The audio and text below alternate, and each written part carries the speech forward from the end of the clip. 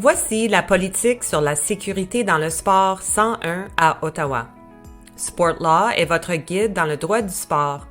Nous allons vous donner un aperçu des grands modèles de politique qui font partie de la suite des politiques sur la sécurité dans le sport à Ottawa. Vous pouvez télécharger ces modèles et vous en inspirer dans le cadre des activités de votre organisme. Nous allons vous parler des modèles de la suite des politiques sur la sécurité dans le sport à Ottawa, de la raison d'être de ces politiques et des incidences qu'elles ont sur vous et sur les autres. Le Conseil du sport d'Ottawa nous a demandé de mettre au point, pour vous, des politiques mûrement réfléchies sur la sécurité dans le sport et que vous pourrez adapter à vos besoins. Nous vous recommandons de ne pas trop les modifier avant de les soumettre à l'approbation de votre conseil d'administration.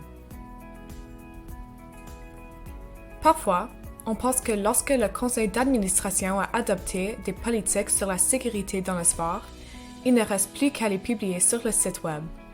Ce n'est pas le cas. La plupart ne consultent les politiques que lorsqu'ils doivent le faire, et lorsqu'ils les consultent effectivement, c'est pour réagir à une crise. Le Conseil du sport d'Ottawa veut tout mettre en œuvre pour que vous puissiez tous tirer le meilleur parti de ces politiques.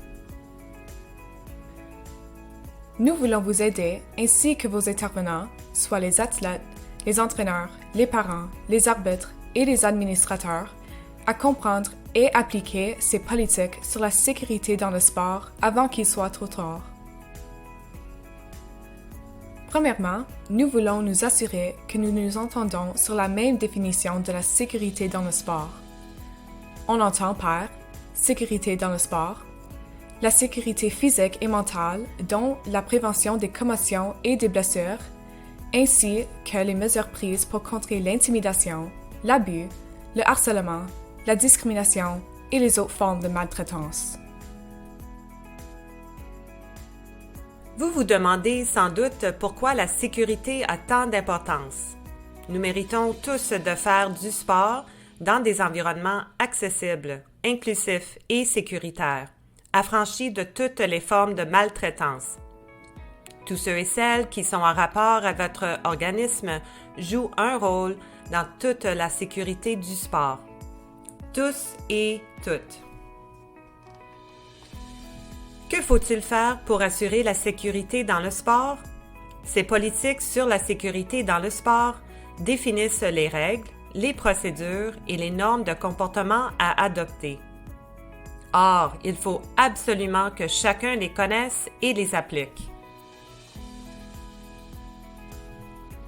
Et si quelqu'un ne suit pas une politique ou qu'il y a d'autres problèmes parce que les politiques ne sont pas respectées, il faut prévoir un processus clair pour traiter rapidement les cas de non-conformité.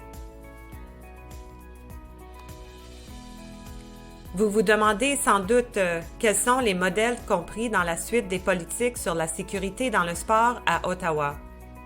Comme vous pouvez le constater à l'écran, la suite des politiques sur la sécurité dans le sport comprend 12 politiques.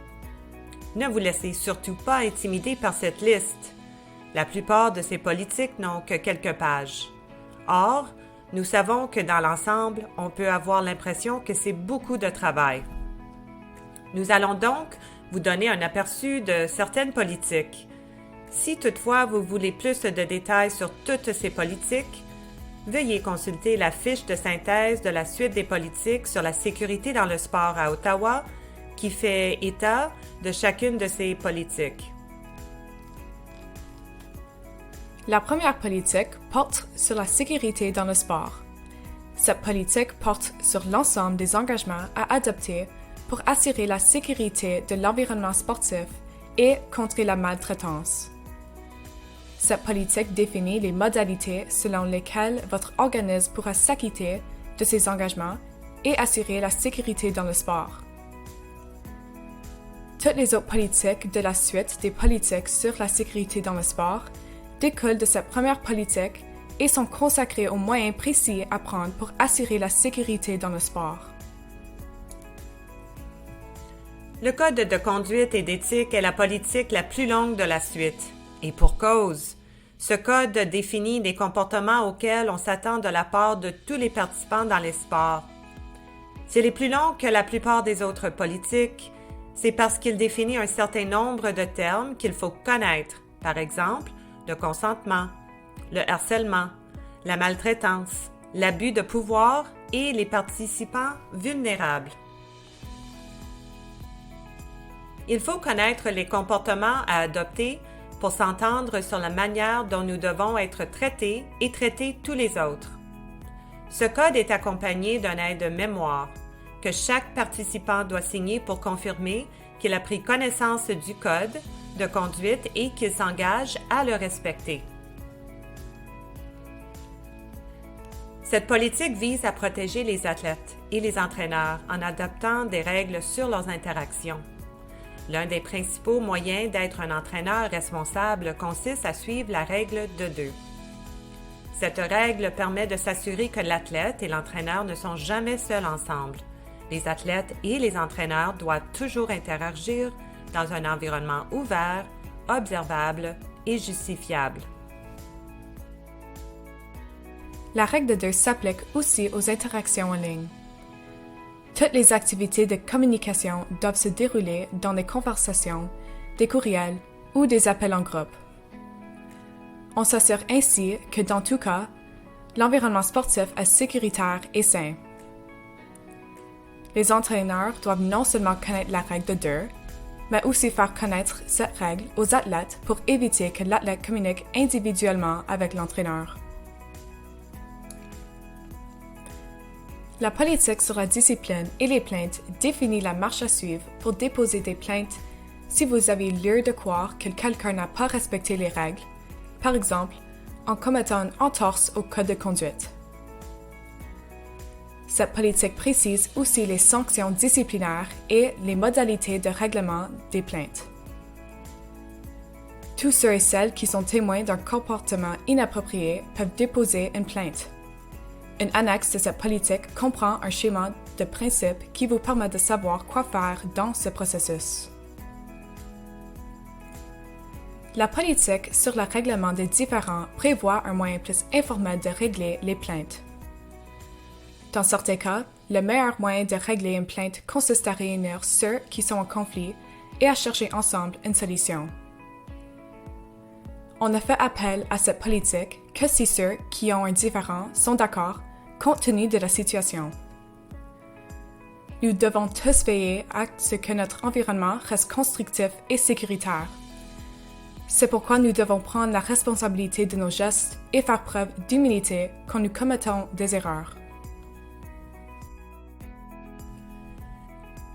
La politique sur la vérification des antécédents judiciaires permet de s'assurer que l'on vérifie les antécédents de certaines personnes avant qu'elles puissent participer à des activités sportives, surtout celles qui seront en relation étroite avec les jeunes athlètes et les participants vulnérables.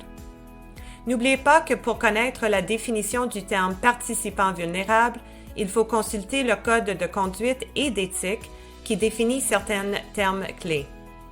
Il faut vérifier les antécédents en exerçant différents contrôles, dont la vérification du casier judiciaire et de l'habitation, à travailler auprès de personnes vulnérables.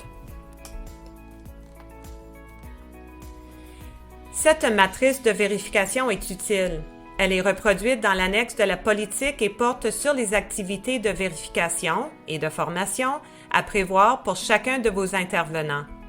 La politique sur la vérification des antécédents judiciaires est assez longue. Or, c'est à cause des annexes qui comprennent des modèles pour aider les administrateurs à mener à bien le processus de vérification. Comme vous pouvez le constater, les politiques qui visent à assurer la sécurité dans le sport sont nombreuses. Or, elles répondent toutes à un objectif précis et il est important de les suivre. Nous espérons que cette introduction au modèle de la suite des politiques sur la sécurité dans le sport à Ottawa, ainsi qu'à la fiche de synthèse de cette suite, vous a permis de vous familiariser avec ces politiques et d'en connaître la raison d'être et les incidences sur vous et sur les autres. Nous vous invitons à prendre connaissance des modèles de la suite des politiques sur la sécurité dans le sport sur les sites web de la trousse d'outils sur la sécurité dans le sport du CSO. Si vous avez des questions ou des inquiétudes, veuillez communiquer avec le Conseil du sport d'Ottawa. SportLaw est l'expert du droit sportif. Nous sommes à votre disposition pour vous aider à réussir à assurer la sécurité dans le sport. Merci de tout ce que vous faites pour veiller à ce que la communauté sportive d'Ottawa soit sécuritaire et accueillante.